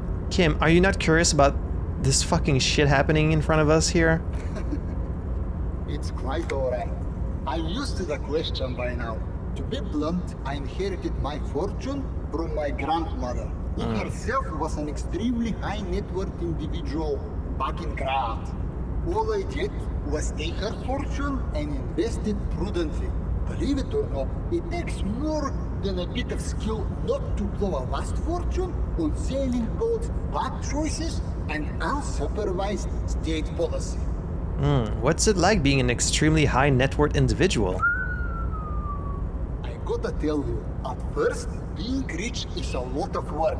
You've got to work hard because everything's so darn expensive. You know, prices increase exponentially at this income level. I guess so. But then, once you've reached my position, it's nearly impossible for me not to make money. My assets are so diversified that I'm bound to come out ahead no matter what.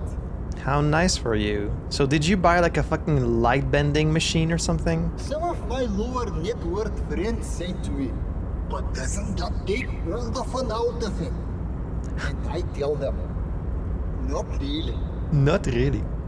You're right, capital accumulation is its own reward. Don't you think that you should use your great wealth for the glory of your fatherland? You're a thief. People out there are working their asses off while you chill here. It's great that you've done so well for yourself, but don't you think you owe some of that wealth to the rest of society? Cool, I don't even have any interesting replies.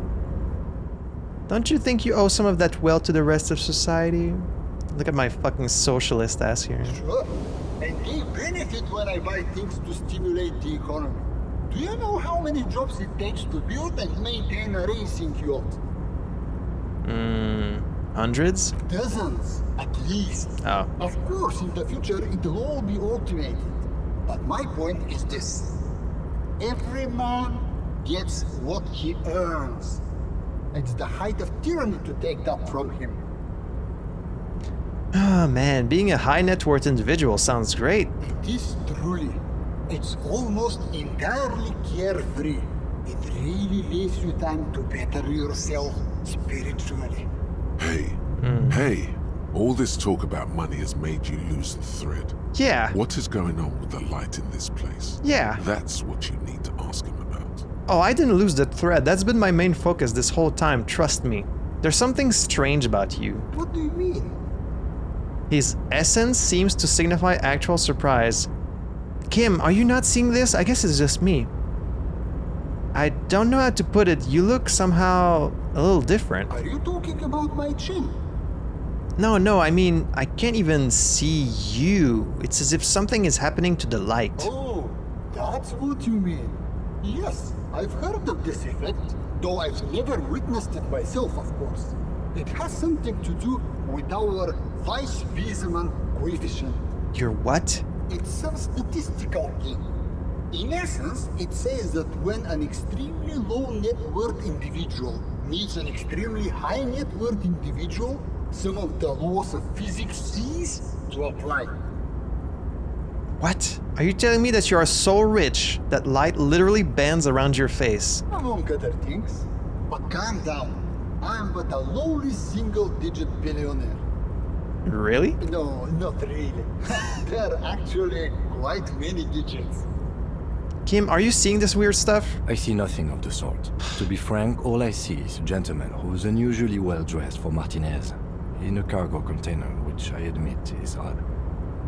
What do you mean odd? This is more than odd. This is extremely strange. Yes, I imagine that does look strange to you, my container. So, if you meet someone that's really... So the implication here is that Kim, he's poorer than this guy, but not by as much as me, I guess. But you should still be seeing this, like... Even if you have pretty good finances, Kim, I feel like this guy is so far ahead of us that you should still be seeing this weird shit. Maybe Kim is richer than I knew. What are you doing in this container? Traveling. This is a great way to get around. It's fun, it's safe, and it gives me lots of time to think. By the way, let me now ask you a question. Where are we exactly? We're in Martinez, a district of Revachol, the former capital of the world. We're in Martinez, there's a pretty good hotel here called Whirling in Rags. We're in Martinez, there's a creepy abandoned commercial area here. I don't know. I want to say this just so that he ends up in the Whirling in Rags. Oh, interesting. I've made quite a few real estate plays over the years. It's a shame I can't get out and explore myself. One of the downsides of being an extremely high net worth individual is that mobs of low net worth individuals are constantly banding together to ask for money. Wait, what the fuck? Speaking of money, what's happening to my money? Why does it say I have 15 millions real? Is that a bug?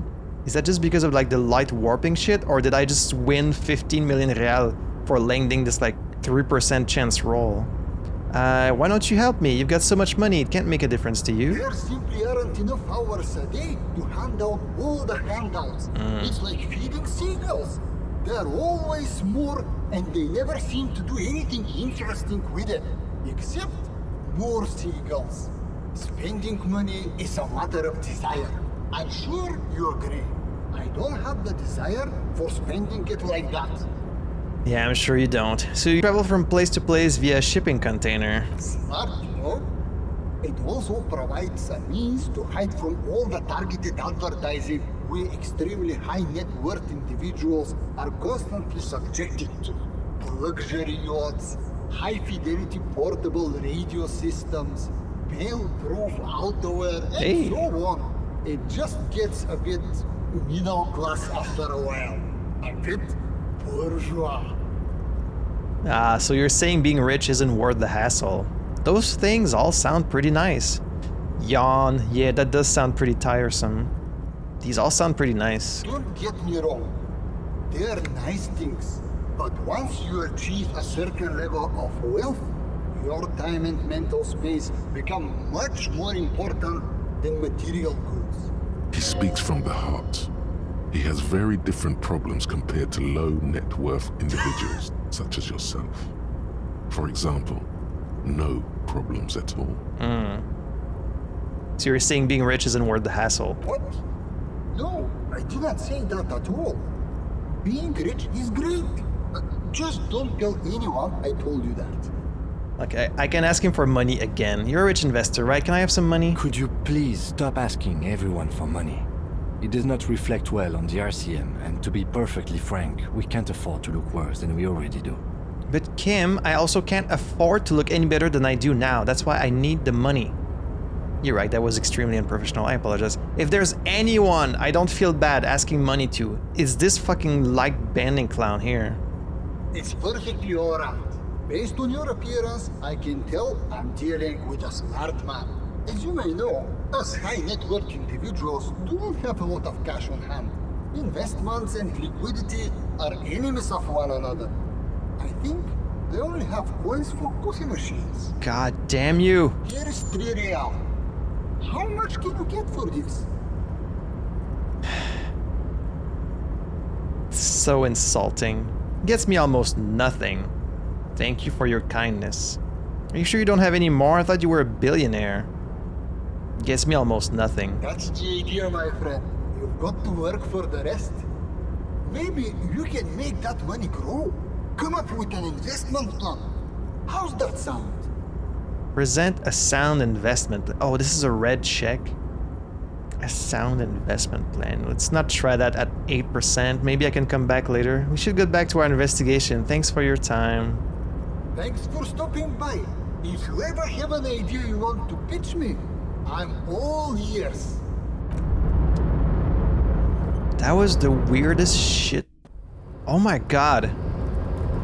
Look at my money. Like, just from being in his presence, my money is going like way up. But then I can't keep it, because as soon as I walk away from him, it goes back down. That's such bullshit. God damn it. Well, he did give me $3, I guess. What the hell was that about? I can't believe I actually got that roll. 3%. Like, what are your chances of actually landing a double 6? I'm not good enough at math to know the answer, but it's probably a very small chance, right? White pine trees are printed onto the screen covering. Looks like a forest under snow. I really want to leave and go talk to the smoke on the balcony, but the door locked behind us, so I guess I just need to keep moving forward and find a way out of here. That was really weird what just happened. The shipyard ahead is oddly quiet. The great machines are sleeping. Got $1 here. The speaker tower is silent. There is no work to organize in the yard below. Can you imagine meeting like fucking Melon Husk and you ask him for money and he gives you like $3? I would be so angry. What is this? The musk of oil and rust comes from the chasm in front of you. Smells like blood. Ooh. What is that? Fallen Ultra Series gloves. Hey. Look at those. Unfiltered contact. For ultimate performance efficiency, these Fallen Ultra Series gloves come fingerless and with a grippy padding covering the palms, making these ideals for quadrupedal movement or for lifting cargo. Okay. Yeah, we can wear that, sure. It looks a little better. Maybe let's not have the bag here. Let's not get that either.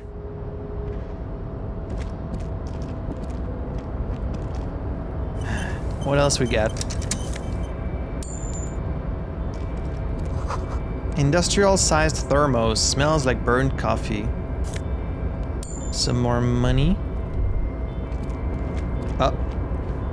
Are you Everard? This goes somewhere else. The banner sags under the weight of rain and snow. White waves on red. Hey, man. Container, container, I'll turn you nice and red. Container, container, put the logos on. This is Leo. You're the helper for Everard, aren't you? The lyrics to this container song are being made up as he goes along. As they should be. The accent is so thick, it's impossible not to notice he's Ubi. Ubi? From the vanishing peninsula of Ubisunt on Muindi. Okay, if you say so. Container, container, used to be Wild Pines. Container, container, now belongs to Everard. The tiny man is so engaged in his work, he doesn't notice you. Hi. Everard, Everard, Everard, he looks after everyone. Huh? Well, hey there. How can I help you, mister? The look in his deep blue eyes is as sincere as you've ever seen. Kind of makes you feel like an arsehole for no apparent reason. Just by comparison. I see you are not a union man, mister. Did you get lost? You're not one of them scabs, are you? What is it with you people and scabs? I mean, I don't personally mind. Folks is just folks, you know, and folks gotta eat. He doesn't seem to be waiting for you to answer. Just some of the other guys don't look too kindly on the scabbing kind, if you know what I mean, mister. You're Ubi, right? What are you doing with the contempt? Boy, a lot of questions. You're Ubi, right? Oh, yes. Born and raised in Arish, mister. Mum had to leave my dad after he got a bit violent.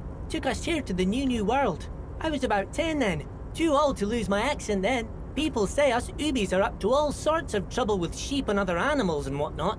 I just want you to know there was never any of that where I come from. No, sir. Those are just nasty rumors. I mean, I believe you. Thank you for clarifying that, sir. What are you doing with the containers? Oh, I'm just making some covers for them containers here. Yes, I am. Yes, I am. So it's easier for the crane operators to spot them. He waves at the containers towering behind him. This is a red check. What's going on here? Look at the mountains of containers rising behind him. That's pretty bad. I'll maybe try again later. Let me ask you about something else. Sure, mister. About what? Where is everyone? The harbor is empty. Oh, most of the guys are down at the gates, keeping the scabs from coming in. He leans in with a confidential look. We're on a strike.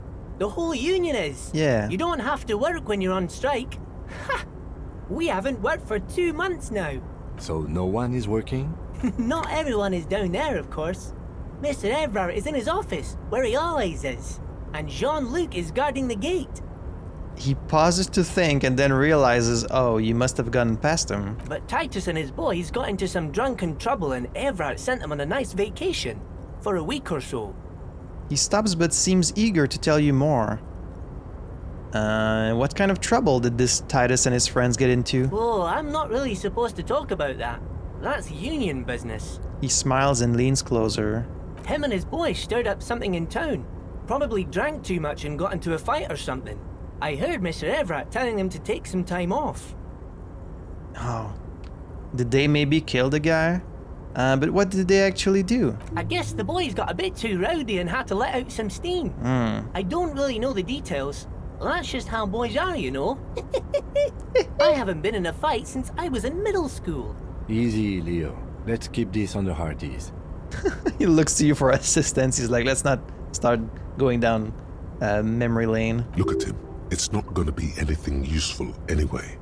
Don't fight it. Better to go with the flow. Too rowdy? Leo, what kind of a fight did they get into? Did they kill a merc? Oh, that's too direct though. He's not gonna answer me if I do that. But Kim is like hoping for help. Okay, Leo, let's hear about this fight you got into. I remember I was the runt of the class. The bigger boys always used to pick on me. You see, I had a bit of a temper back in the day. Flew off the handle like nobody's business. But Mr. Everett and his brother always came to help. Once they beat old Noel Becker so bad he needed stitches on his head. Noel never started another fight with anyone after this. Mr. Everett and Mr. Edgar are real nice guys, mister. You should go talk to Mr. Everett. I'm sure you'll be good friends. He's friends with everyone around here. The little guy starts coughing. I've heard he's kind of corrupt and a piece of shit, but that was from Joyce, and she's from the company, so who knows? You're never getting anything useful out of him. It's good enough you found out Everard has a brother called Edgar, and he helped Leo. Do you work here? Yes, yes. Everybody needs a job, and this is mine. I'm Leonard, by the way. Leonard Bellick. But everyone calls me Leo. The little man raises his hand in a welcoming gesture. I'm like Mr. Everett's right-hand man Yeah. when Mr. Edgar is out of town, and Mr. Edgar's right-hand man when Mr. Everett is away. Actually, Miss Beaufort is the right-hand man, but she's a lady. A good-hearted chuckle again. Miss Beaufort, you say? I don't know a Miss Beaufort. Who is this Miss Beaufort? Yeah. A real pretty lady with a skin like those Douai Sucre candy bars my missus likes so much. Them are real nice to suckle on once the dinner is done and me and the missus sit down beside the radio. But I can't listen to the radio all the time. There's so much to do around here and I'm always busy keeping things running here. Yes I am, yes I am. Stay on this Miss Beaufort topic. Who's this Miss Beaufort you mentioned? Oh, Lizzie. She is a Lizzie. real sharp tool. Mr. Everett put her through some fancy school and everything, east of the river. 4 years she was gone, and when she came back, she was all fancy and lawyerly. He respects that word. That's obvious. Man, I really hope I can still go talk to the smoker on the balcony and that I didn't miss it. But she's a real nice girl. Grew up in this here neighborhood, knows everybody and gets along with everyone. Real pillar of the community one day, I'm sure. For a fraction of a second, there's sadness in his eyes. If me missus and me was to have a child, I'd be real happy if she turned out like her. But she can't have kids. Oh, that's kind of sad. Dr. Lemaitre said so, and she knows about such things. Been a doctor for almost 50 years she has. He sighs and falls silent, watching you meekly with his blue eyes. Law school? Could she be talking about the union fixer, aka the gardener? Oh, Lizzie, right. Oh, so this is the union fixer, the gardener. Looks like it. I'm not sure what a fixer is, but she is a real nice girl. Smart as a whip too. The little guy smiles a disarming smile at you. Telling the gardener you know her name might throw her off. Perhaps something to consider later. Are you the Leo who wrote the note to make more banners? Oh, yes. I leave all kinds of notes for myself. That old head of mine ain't so good at keeping things in no more. I almost forgot about the borscht. What was that about the borscht? Oh, yes. I've been taking special whirling borscht to the men every day since the strike started. It's very, very good. Makes a man feel so warm and happy. I feel like I could take on Mr. Renadan's boar dogs every time the lunch is done. What do you mean by taking this soup to the men? Is it for striking? Yes. I'm taking it to them. The borscht keeps them happy and in fighting spirits. Makes you all warm inside. They brew it in the whirling in rags. Hold up, who makes it at the whirling? Oh, the whirling's cook. He makes it. Them is always talking with Mr. Manana in that weird language and laughing together. He doesn't speak what we speak. He's from Grad. Yeah, something is off about this borscht. I'm going to look into it. Oh, sure, mister. Sure. You do that. Yes, sir. He didn't actually understand what you meant. And now he's just nodding along. What's in that container over there? Oh, that one. That should be empty as far as I know. Lots of containers here have nothing in them. They're just waiting to be loaded up. If only you knew. Told you. Told you? Kim, don't told me. You know who's in there. Well, I'm looking for the leader of the Dock Workers Union. Oh, you want Mr. Everett then? He's an awfully nice fellow, he is. Him and his brother are both nice fellows. They've lived their entire lives in this here neighborhood. He coughs, then continues immediately. Guys like Mr. Everett and Mr. Edgar, his brother, are real good guys. Made Martinez what it is today. Mr. Everett and Mr. Edgar and I went to the same school we did when we were boys. Easy now, Leo. I just want to know where I can find this man. Oh, Mr. Everett is usually in his office, of course. But he already left for the day. He always leaves around 10 p.m. Ah, shit. Okay, I'm off. Bye-bye now.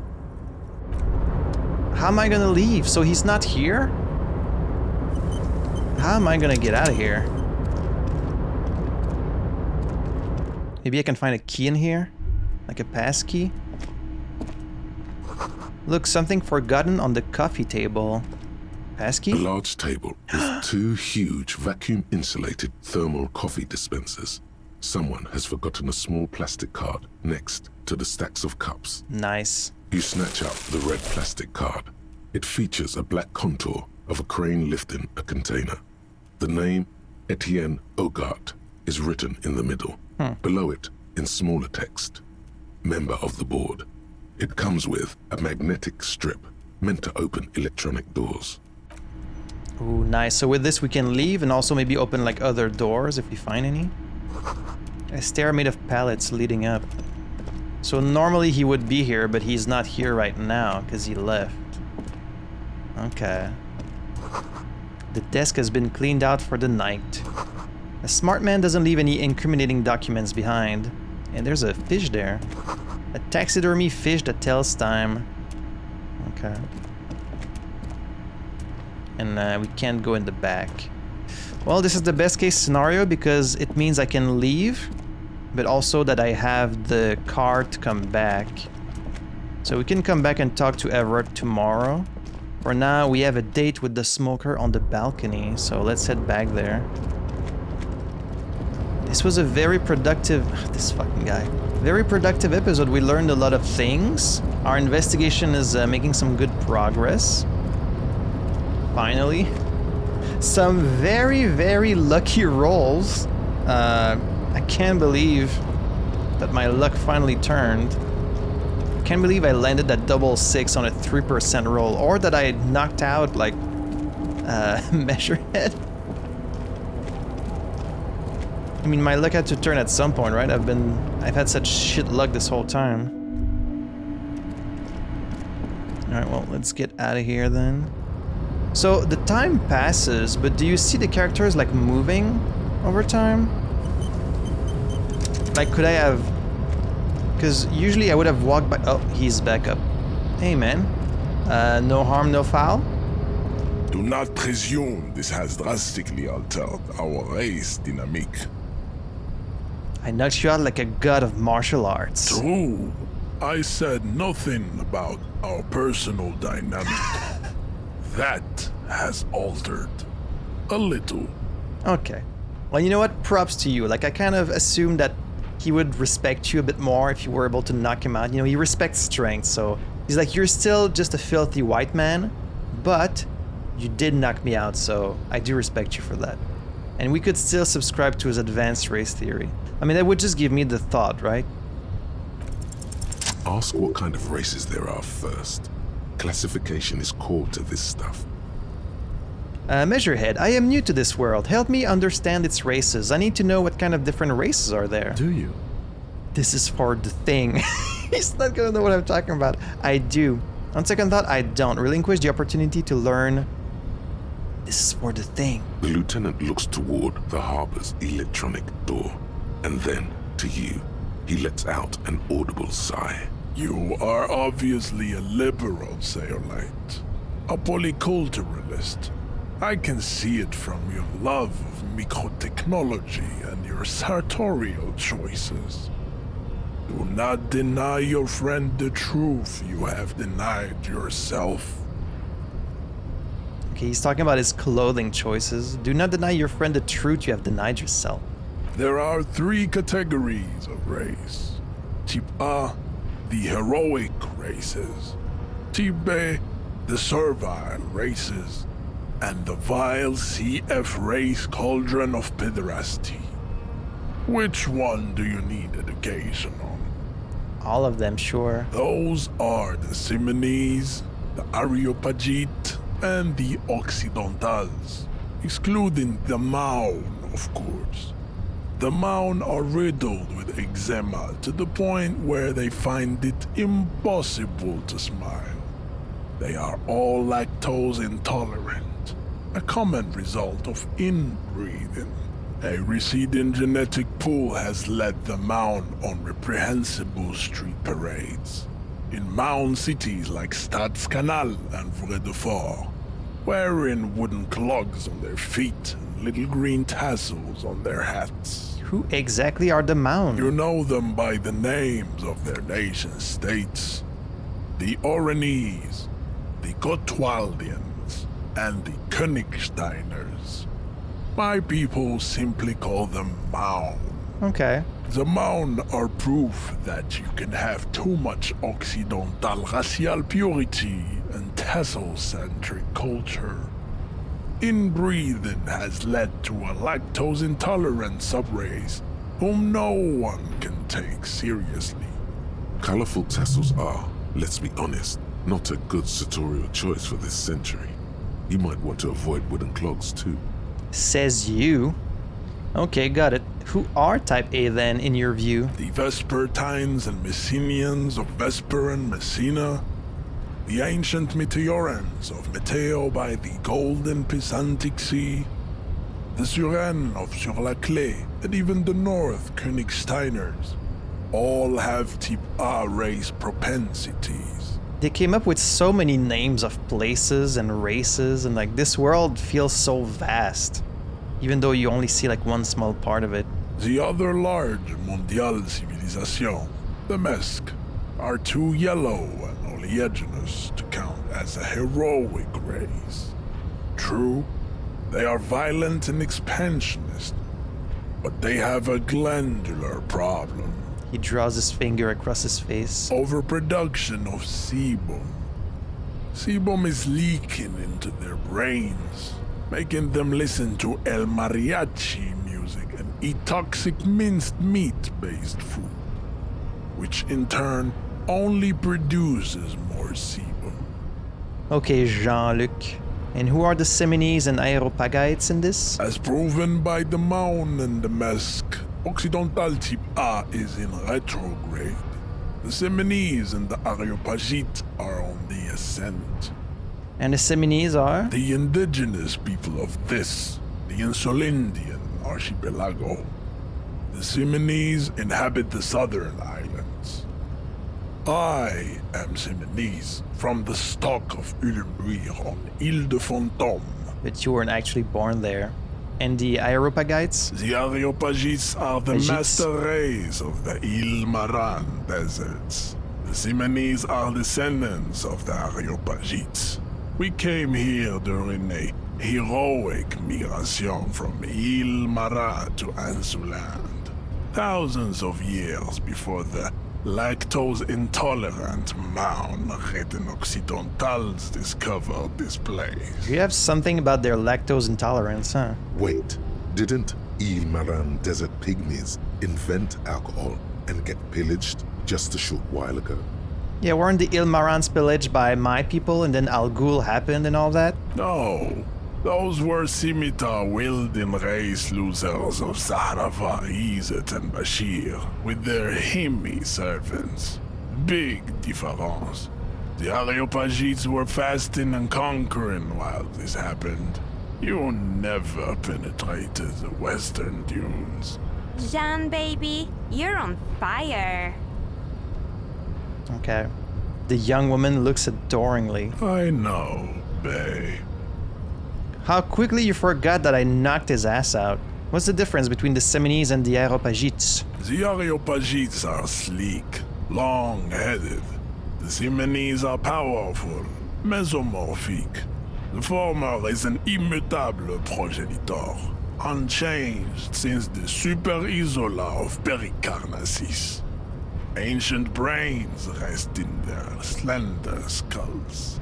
He falls silent, contemplating the beauty and the mystery. The latter is perfected and adapting. Together they form the Simeno-Areopagite, or Simeopagite super race. That is all. There are no more type A races in the world. Nature was not capable of more. And what about Type B? Type B are the unheroic races, amorphous non-competitors of the great race. The Khoikos and the Vacholiers, they are mud-colored people. The Khoikos of Grad, Yugo, Zhimsk, Shest et al. Are what you would call white, officer, in a suspect description. You said Khoikos. I've been trained to identify them as white in official descriptions. Yes. To an untrained eye, the Khoiko appear white and pinkish, like a ham sandwich. But look into their eyes and you will see. They are of an indistinct color, and so is their skin. Unhealthy, muddy, and ashen.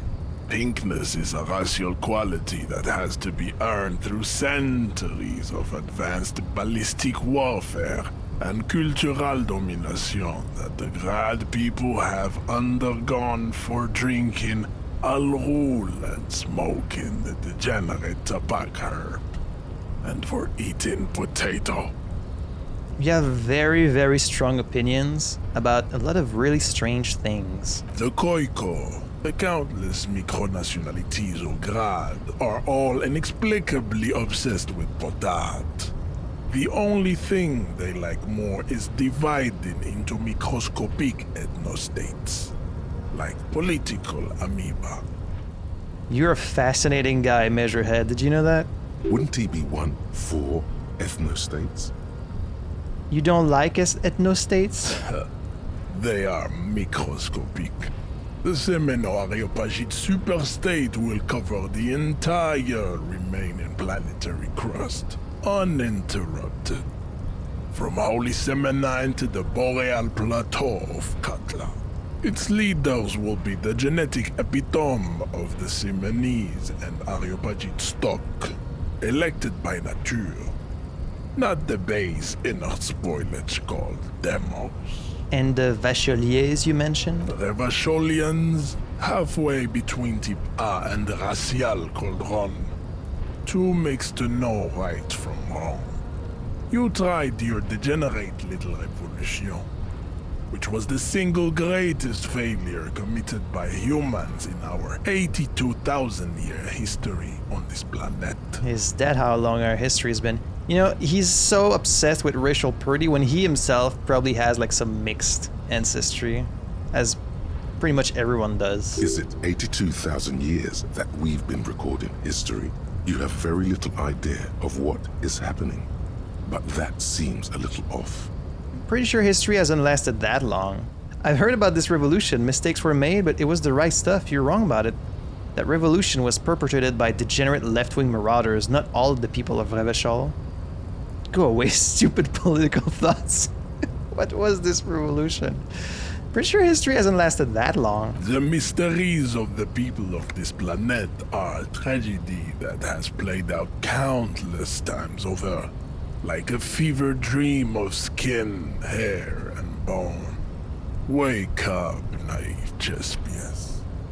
The revolution. What was this revolution? The revolution came to Ravachol from Grad, in Zaraz-ridden potato carts.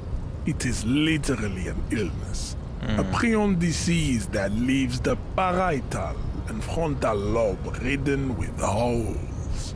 A soft, sponge-like mass of dementia, hallucination, and paranoia. The revolution is fatal familial insomnia. A hereditary prion condition passed from the Khoiko to the Occidentals.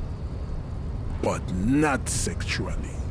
Probably through trade routes and potate acid, the prime component of the potato plant. He really hates potatoes. Enough of type mediocrity. He nods, satisfied with the outcome. The vile C to F race cauldron of pederasty, please. What the hell is peder? Like, if I was to look up every word he said that I don't know, I would have done nothing else this whole time. Pederast is a man who desires or engages in sexual activity with a boy. Okay, so you're You're just calling them homosexuals, really. Types CF are a museum of failed chimeric experiments and tragic maladaptations. They are tortured creatures waiting to be put to sleep. Your morbid interest in them worries me. What do you mean by chimeric experiments? Lesser races like the mosquito, a grotesque mixture of a masked woman and a Semenese man. Only possible if the mother is masked and the father Semenese. The other way around, they fail to produce offspring. I don't think that's true. The mosquito is born sterile, like a donkey. All they have left is to ride customized motor carriages with hydraulic suspension, listening to aggressive El Mariachi music to vent their impotent despair. Are you talking about Mañana by any chance? Anymore? Then there is the Simino Koiki Chimera. Are you sure you wish to know of the Simino Koiki Chimera? It is not an aesthetic site. Yes. The Koiko, as you know, are very servile, especially when they meet the rich man. Racial scientists have toyed with the idea of crossing the Semenese with the Koiko to produce a super worker of Semenese strength and grad servility. This will never happen. The Semenese and the Koiko may have similar interbreeding problems as the mosquito. We will never know precisely. No Semenese man could maintain an erection in the suffocating potato stench of a Koiko woman or Koika. Okay, dude. But enough. It is cruel to entertain ourselves with the deformities of Type CF. Were there any able-bodied races you needed education on? Well, now that we've been through all the types, do I understand advanced race theory? You understand nothing. Oh. To solve the great race enigma, you have to first ask yourself, what is the race enigma? You have not even worded the mystery, let alone solved it. How do I word the mystery? You need to internalize what you have heard here today, then return to me. This clarity does not come instantly. I cannot possibly imagine what else we have to discuss, Tibere Vasholian. Your love for disco music and venereal disease? I do love those. Alright, thank you for finally letting me go, Jesus. Alright, this took a very long time. Do I still have time to go see the smoker on the balcony? Mañana is gone. Sorry, Kim, that you had to listen to this guy talk about, like, race supremacy for a really, really long time. That was not my intent. I thought I would just get a quick thought and then get to move on, but that wasn't the case. Oh, there he is. I've got you now, buddy. And that's where we're going to stop. But anyways, some really good progress today. I'm happy about that. Some very lucky rolls, which resulted in some interesting outcomes. I wonder how you're supposed to get into the harbor if you don't knock out Measurehead. Like, do you... I guess you have to internalize his race theory and then maybe lie to him that, like, you agree with it or something? I don't know. Because I really didn't think that Everett was going to be behind that door. Like, talking to him seems really important to the story. So, like, how do you talk to him otherwise? Not sure. Maybe the smoker on the balcony is going to tell us more. That's going to be in the next episode. So, but yeah, this was a really interesting episode. I'm glad we're making some progress. We're finding a lot of new items and meeting some new characters.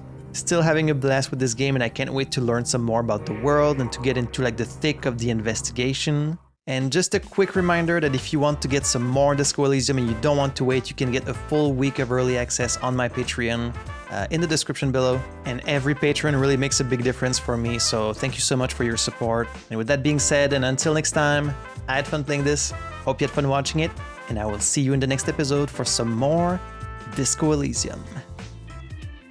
À la prochaine.